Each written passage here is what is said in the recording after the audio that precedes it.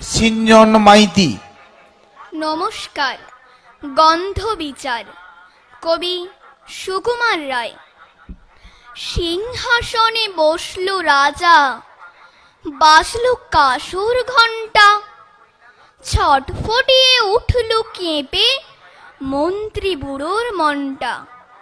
বললে রাজা, মন্ত্রী তোমার জামায় কেন গন্ধ? মন্ত্রী বলে, এসেন্স দিচ্ছি, গন্ধ তো নয় মন্দ। রাজা বলেন, মন্দ ভালো দেখুক শুকে বদ্যি। বদ্যি বলে, আমার নাকে বেজায় হলো সর্দি। রাজা হাঁকেন, বোলাও তবে রামনারায়ণ পাত্র। পাত্র বলে, নস্যি নিলাম এক্ষুনি এই মাত্র। নস্যি দিয়ে বন্ধ যে নাক, গন্ধ কোথায় ঢুকবে? রাজা বলেন, কোটাল তবে এগিয়ে এসো, শুঁকবে। কোটাল বলে, পান খেয়েছি, মশলা তাহে কর্পূর, গন্ধে তারি মুন্ড আমার একেবারে ভরপুর। রাজা বলেন, আসুক তবে শের পালোয়ান ভীম সিং।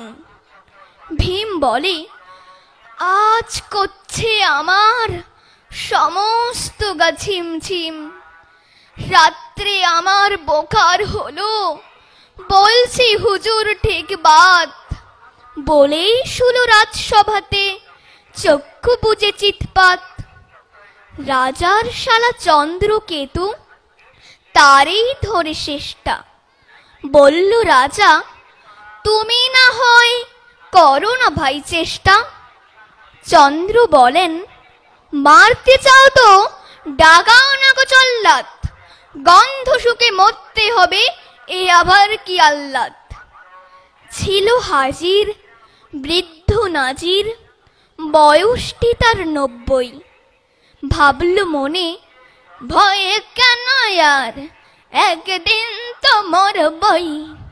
সাহস করে বললে বুড়ো, মিথ্যে সবাই বকছিস, শুকতে পারি হুকুম পেলে, এবং পেলে বকছিস। রাজা বলেন, ১০০০ টাকা ইনাম পাবে সদ্য। তাই না শুনে উৎসাহিতে উঠল বুড়ো মদ্য।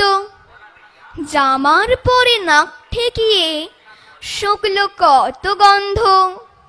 রইল অটল, দেখল লোকে বিস্ময় বাক বন্ধ। রাজ্যে হলো জয় জয়কার, বাজল কাঁসর ঢক্কা। বাপরে কি তেজ বুড়োর হাড়ে, পায় না সেচে অক্কা। নমস্কার।